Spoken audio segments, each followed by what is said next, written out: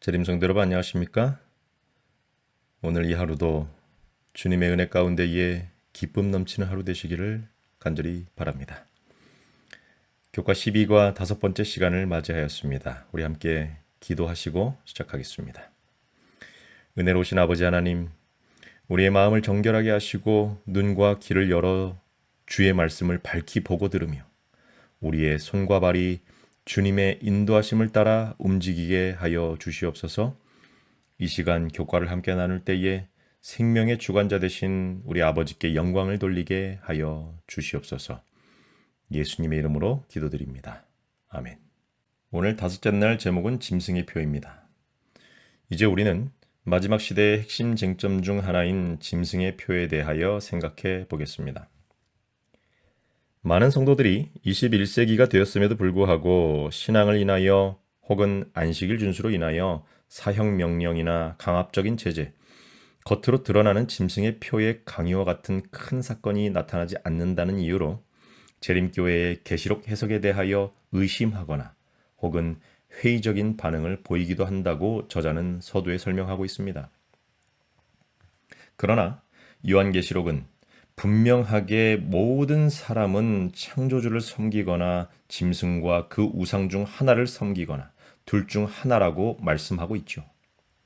우리가 간과하지 말아야 할 것은 이것은 단순한 상징이 아닌 예배와 충성의 문제라는 것입니다.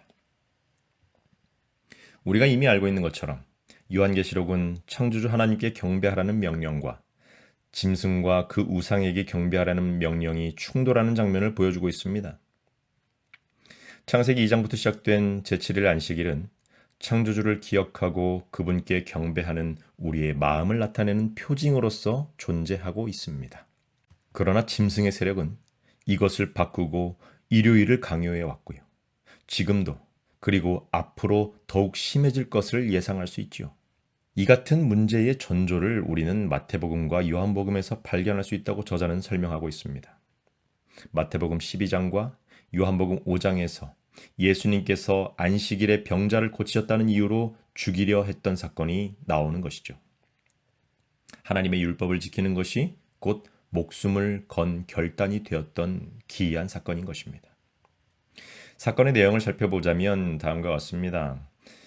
먼저 마태복음 12장 10절로 14절을 함께 봅니다. 한편 손 마른 사람이 있는지라 사람들이 예수를 송사하려 하여 물어 가로되 안식일에 병 고치는 것이 옳으니이까? 예수께서 가라사대 너희 중에 어느 사람이 양 한 마리가 있어 안식일에 구덩이에 빠졌으면 붙잡아내지 않겠느냐? 사람이 양보다 얼마나 더 귀하냐? 그러므로 안식일에 선을 행하는 것이 옳으니라 하시고 이에 그 사람에게 이르시되 손을 내밀라 하시니 저가 내밀매 다른 손과 같이 회복되어 성하더라. 바리새인들이 나가서 어떻게 하여 예수를 죽일고 의논하거늘. 예수님께서 한 회당에서 손 마른 사람을 고치셨습니다. 바리새인들이 안식일에 병 고치는 것이 옳으니까? 라고 물었죠. 예수님께서는 양 한 마리가 구덩이에 빠졌을 때도 건지지 않느냐라는 예를 드시면서 선을 행하는 것이 옳다라고 말씀하시고 그 사람을 고쳐주십니다.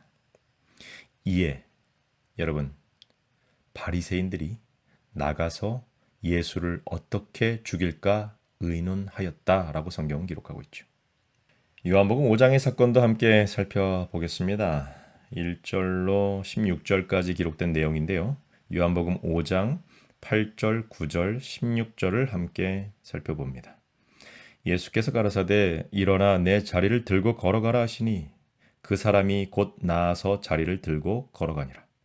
이 날은 안식일이니 그러므로 안식일에 이런 일을 행하신다 하여 유대인들이 예수를 핍박하게 된지라. 예수님께서 베데스다 연못 곁에서 38년 된 병자를 고치셨습니다. 병자에게 일어나 내 자리를 들고 걸어가라 라고 명령하셨습니다.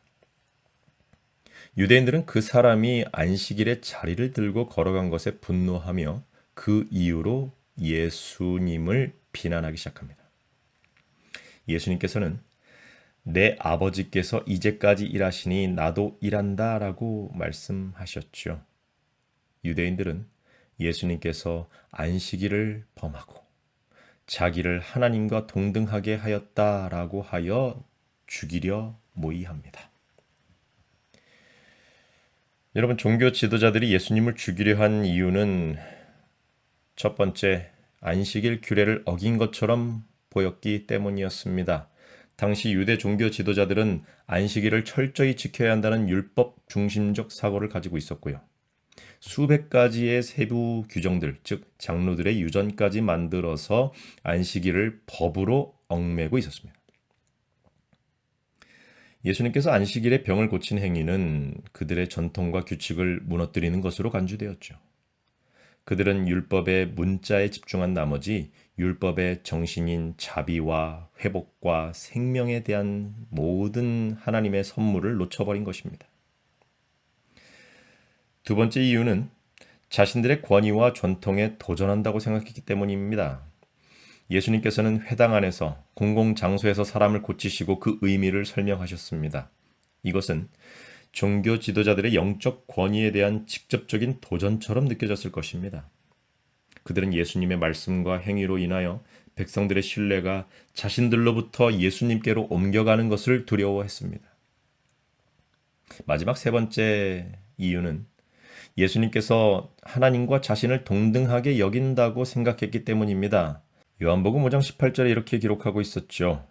유대인들이 이를 인하여 더욱 예수를 죽이고자 하니 이는 안식일만 범할 뿐 아니라 하나님을 자기의 친아버지라 하여 자기를 하나님과 동등으로 삼으심이로라. 여러분, 이 구절은 유대인들이 예수님을 단순한 교사나 선지자가 아니라 신성 모독자로 보았다라는 것을 보여주고 있습니다. 당시 예수님께서 말씀하신 나와 아버지는 하나이다 라는 선언은 그들의 신학 체계를 정면으로 뒤흔드는 말씀이었겠죠. 결국 이 당시에 예수님과 유대 종교 지도자들 간의 대립, 예수께서 받으신 핍박의 쟁점은 바로 안식일이었다는 결론입니다. 이 신약의 쟁점이 마지막 때의 전조가 되어 예수님께서 다시 이 땅에 오실 때까지 사람의 법과 하나님의 법 사이에서 끊임없는 폭력적 굴복과 자발적 순종이 대립할 것을 우리는 보게 되는 것입니다. 여러분, 우리는 어떤 선택을 하게 될까요? 결과는 오늘의 선택에 달려 있습니다. 우리 마태복음 12장 8절 말씀처럼 예수님께서는 안식일의 주인이십니다. 여러분, 같은 구절의 기록인 마가복음 2장 28절에는 이렇게 기록합니다. 이러므로 인자는 안식일에도 주인이니라. 안식일에만 주인이 아니라 모든 날에도 주인이시고 안식일에도 주인이라고 말씀하십니다. 세상 모든 역사와 모든 날, 모든 요일의 주인 되신 예수님의 자녀로 살아가는 우리 재림성도 여러분, 하나님의 안식일은 유대인들의 생각처럼 율법의 규제가 아니라 인류의 회복과 구원의 날입니다. 우리는 신앙생활에서 형식에 머무를 것이 아니라 하나님의 자비와 진리의 정신을 굳게 붙잡고 안식의 신앙을 하는 백성으로서의 삶을 회복해야 하는 것이죠. 우리가 사는 이 마지막 시대에도 예수님의 때와 같이 참된 안식일 예배와 사람이 만든 규례 사이에 분명 충돌이 있을 것입니다. 우리는 어떻게 준비하며 어떻게 살아야 할지 오늘 꼭 생각해 보시기를 부탁드리면서 우리 함께 173페이지 영감의 교훈을 읽고 마무리하겠습니다. 안식일은 충성의 큰 시금석이 될 것이다. 왜냐하면 안식일은 특별히 투쟁의 초점이 되는 진리가 되기 때문이다. 사람들에게 마지막 시련이 닥쳐올 때 하나님을 섬기는 사람들과 섬기지 아니하는 자들을 구별하는 선이 그어질 것이다. 넷째 계명을 지키는 대신에 국가의 법률과 일치되도록 거짓 안식일을 지키는 것은 하나님과 반대되는 세력에 충성하는 표가 되는 한편, 하나님의 율법을 조차 참 안식일을 지키는 것은 창조주께 충성하는 증거가 된다. 여러분 이제 마치면서 우리에게 질문을 던져봅니다. 하나님의 계명과 사람의 계명이 충돌할 때 나는 무엇을 따를 것인가? 나는 과연 목숨을 걸고 안식일을 지킬 준비가 되어 있는가? 여러분, 안식일은 마지막 시대 충성의 시금석이 될 것입니다. 하나님을 믿는 우리는 그분의 계명을 지켜야 합니다. 그러나 더욱 중요한 것은 이 계명을 순종하는 우리의 마음 자세, 즉 하나님을 사랑하고 충성하는 삶의 태도가 더욱 중요하다는 사실을 꼭 기억하시기를 간절히 바라겠습니다. 기도하고 오늘 교과를 마치겠습니다. 우리를 지으신 아버지 하나님, 우리의 아버지가 되어주셔서 감사합니다. 이 각박하고 험한 세상 끝까지 함께 하시겠다고, 우리의 주인이 되어주시겠다고 약속하신 하나님 감사합니다. 하루하루를 충성된 마음으로 살게 하시고 사탄의 속삭임에 흔들리지 않고 오직 예수님의 부드러운 음성에 귀를 기울이는 순종의 자녀가 되게 하여 주시옵소서. 예수님의 이름으로 기도드립니다. 아멘.